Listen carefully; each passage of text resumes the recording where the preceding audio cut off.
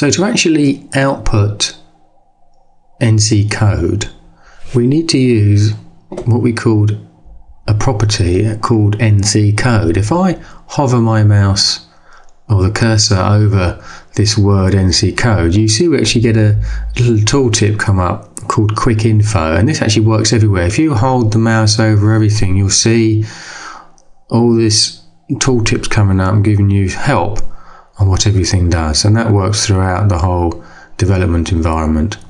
So NC code, so I'll hover over there, it says gets methods that create the NC code proper. So I'm not going to get into the nuts and bolts of how all this works, but basically you need to type NC code. So let's do that now. So if I go NC code, then if I type the dot or the period, we get what we called a member list appearing. This is basically a list of all what we call a member of the NC code property. If we just move, I'm just using the arrow keys now to move up and down each member, and as you can see again we get this quick info appearing. So generate code, it tells us what that does, and quite clearly, and it's pretty obvious from the name, that will generate all the NC code. Line number, output a line number with no prefix as used by Heidenhain.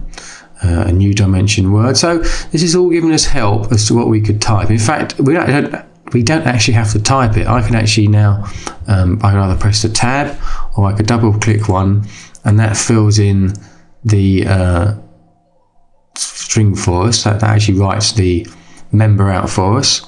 And then this one takes an argument. So if I open the brackets, we now get a parameter info telling us what is required. So this requires text of type string. So this is the text we actually want to put out. Basically, new string is the most simplest way of outputting something to the NC code tab.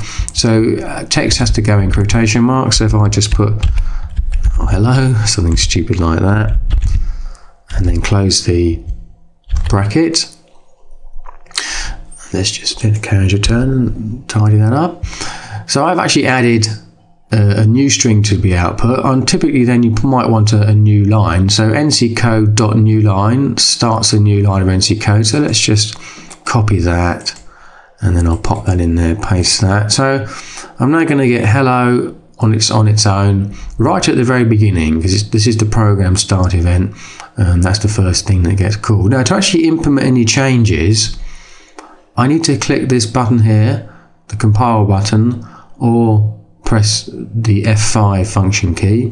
So I'm just going to click that. That will actually compile the code. So don't worry too much what compile is. Basically, all this text here gets converted to the instructions that actually generate the NC code at a much lower level, but you don't need to worry about that. And the beauty is here, we can now look at the NC code pane, and you can instantly see the changes you've made in the NC code. So as you develop and you compile, you can watch. You don't need to regenerate the NC code. So this is all part of our always there NC code technology.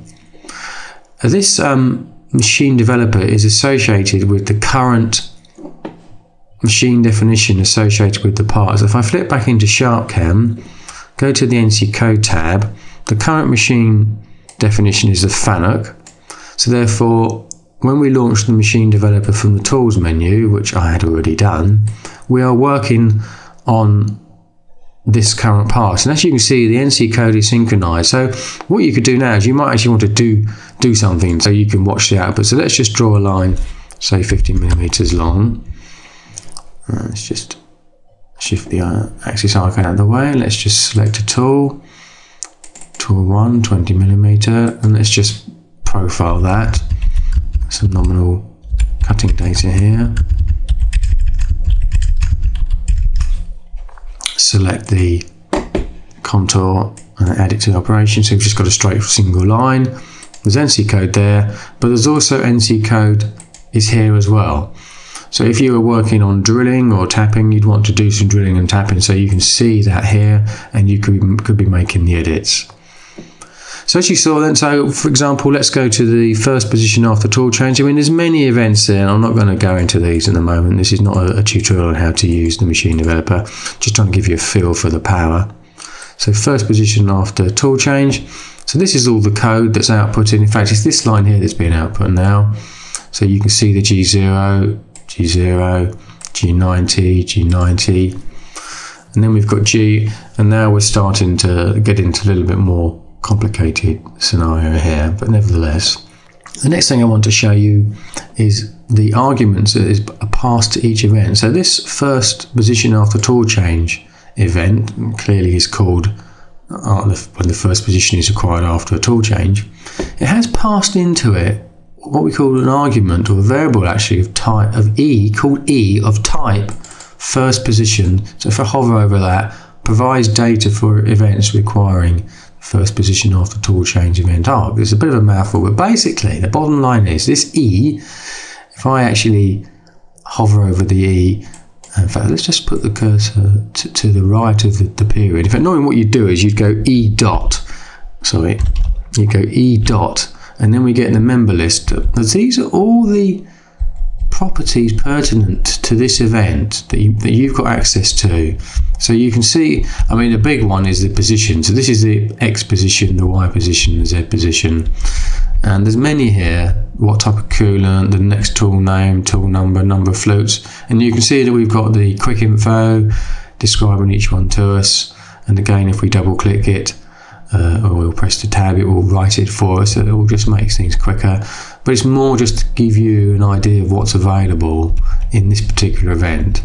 So each event, so let's click to the counterclockwise interpolation event, has an argument called E, but of the corresponding type. So if I list all the members, you can see all the different properties available to us. And, you know, if you want something added and we feel it's appropriate, then we'll do that, no problem. You know, we want this machine developer to be as powerful as possible. So I'm going to leave it at that. But basically we have, like I say, we have a full implementation of Visual Basic.NET, which gives us, to be quite honest, unlimited power. And you can see we've got if statements. The world is your oyster, literally. You could even write a proper Windows program within here if you so desire, and that's no need to do that. But the power is there to do what you want. Thank you very much. That's the end of this video.